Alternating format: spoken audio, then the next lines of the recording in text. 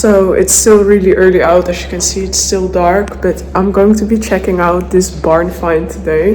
It's I'm not going to tell you what it is, right, but you can probably guess. So yeah, let's hit the road. I then headed out towards the car. It's about a 2.5 hour drive, so nothing too crazy. The Netherlands is pretty small. It was a really cold morning and they had pushed the car outside the night prior, so I really hope it will start.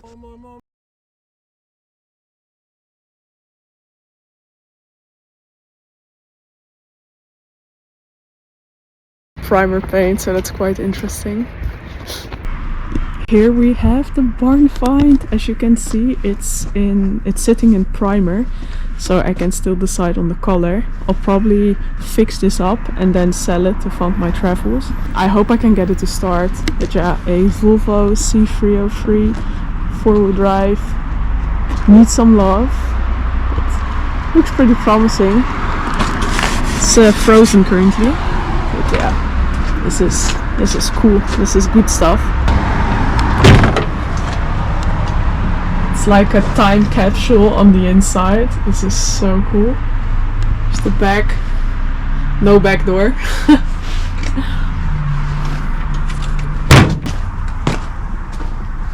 Can have a look. But yeah, this is pretty cool. So yeah, if you can nab it for the right price, it's coming home. The driver's side. Honestly, the interior is in pretty nice shape. But yeah, I'm really excited to see if we can get this up and running. Check out underneath a bit. It seems to be in quite decent condition. There are a few spots on the chassis that so I always check these spots right here, because on the one I'm fixing up now it was rusted underneath, but no, this seems to be in really nice condition actually. It was also stored inside. Yeah, same in the back, there's basically no rust there. I'm going to let it run for a while now and then see if we can get it onto the trailer. Real question is if I can get it to run. I know it goes on the contact, but the batteries are dead. I took some batteries with me, so let's see if we can get it running. So we're gonna try to load it up. The deal's through.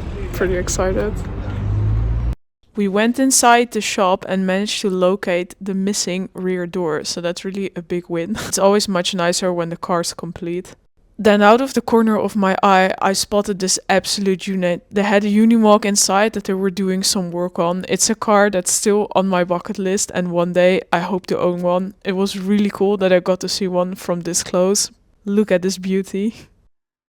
So as we can see, the key is broken. Let me try to...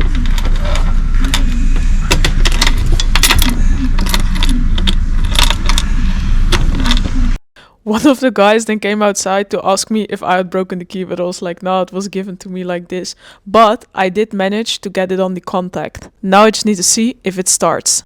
But unfortunately, nothing happened, as you can see here. The car had been sitting for 5 years, so the batteries in it are dead. I wanted to hook up mine, but they weren't correct in size, so I needed to charge it. In the meantime, my dad was preparing the trailer for transport. Just gonna take these off for now. The car was covered in this stuff. It was to protect the windows and glass from paint. It used to be military green, and I think it's a real shame that they sanded it down and put this primer on it. As the batteries were completely dead, because it had been sitting still for 5 years, they brought out these chargers to give them some juice.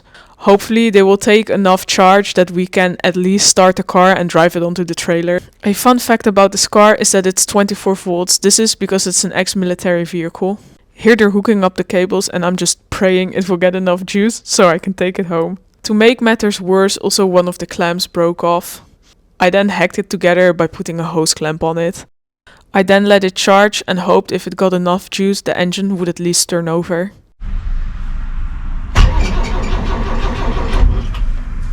Hij draait. It's turning. We're just gonna let it charge now a little bit because it's turning over. So hopefully we can get it running. So yeah, I'm just gonna let it charge for a bit now and then hopefully we can get it running. That would be great. Guys are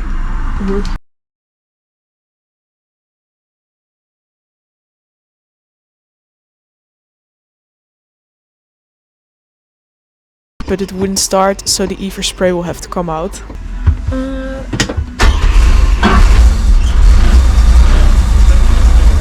Yeah. I'm running. I'm just going to let it run for a bit now, and then we'll try to get it onto the trailer. So exciting! It's running!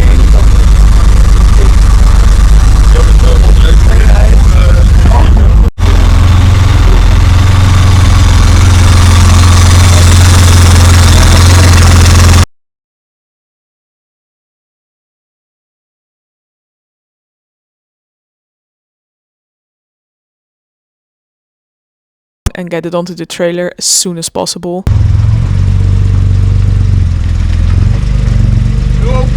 So because of the carb is leaking, someone else is gonna drive it onto the trailer for me.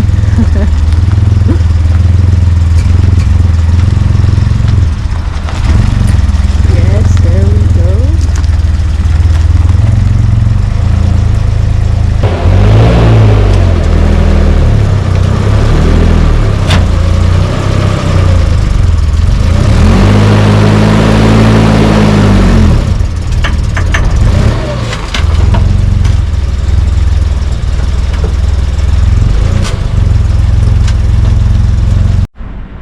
It's loaded up now, time to make the drive home.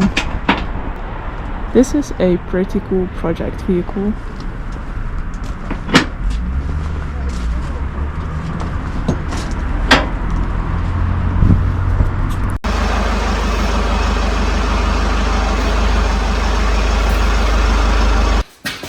I managed to reverse it in the garage myself.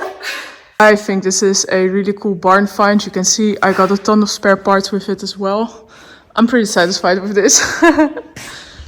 And it's always nice to be able to save one of these vehicles, because a lot, when they go for a good price, they'll get stripped for their portal axles, and people like to put these on their Land Rovers, for instance, which I think is a shame. So many cars of these were made, I think around 8,600, which is not a lot.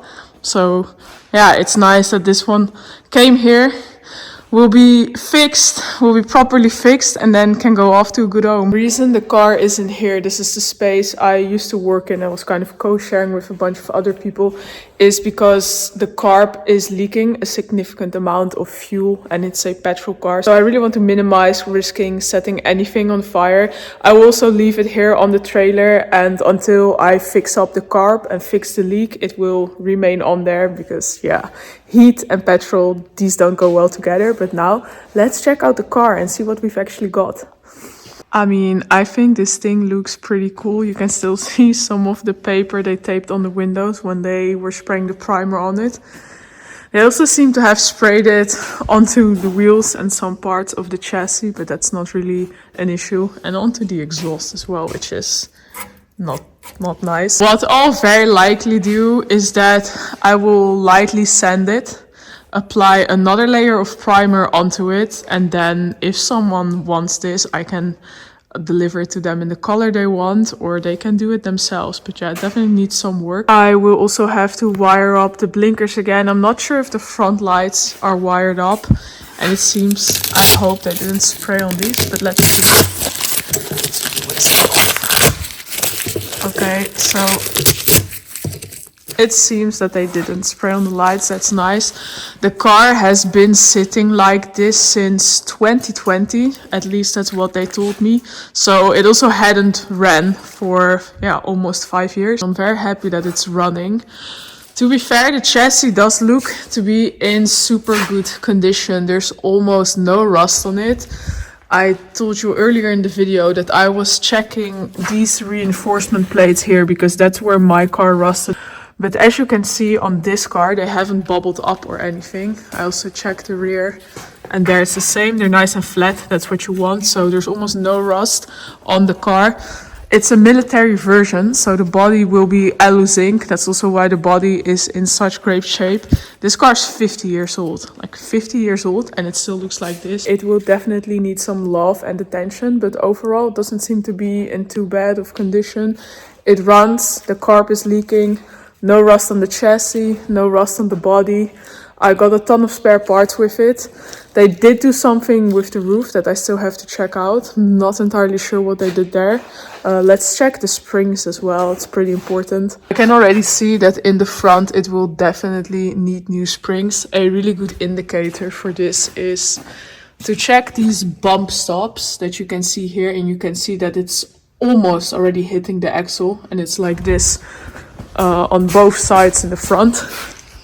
Also here you can see that the bump stop there is almost hitting the axle. That means you can also see there's almost no spring left in these leaves. That these leaves will have to be replaced. And in the back you can see the same. It also has these bump stops there. And the back it's a bit better, but I think still not as good as it should be.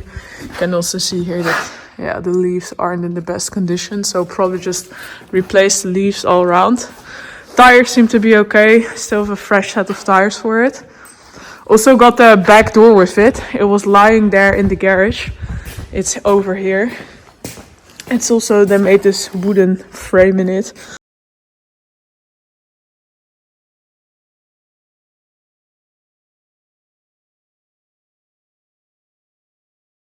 If you have any nice suggestions for a color for the car, that's more than welcome. I always like to get creative with stuff like that. So yeah, if you guys have a good suggestion for color for this piece, let me know. Now inside, and as you can see, they kind of cut out the roof and put these hinges on, but I can't really figure out what it's for because it doesn't want to lift. It moves some.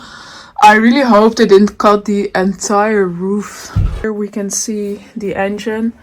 The carb that's leaking is the one that's here up front. You can also see it leaked clearly because there's no dust left on it.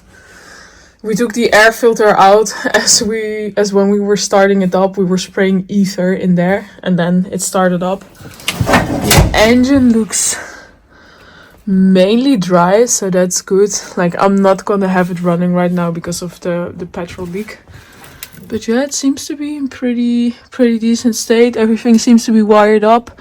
The wires don't seem to be in terrible condition, so that's good. So yeah, here we have its B30 red block. I'm pretty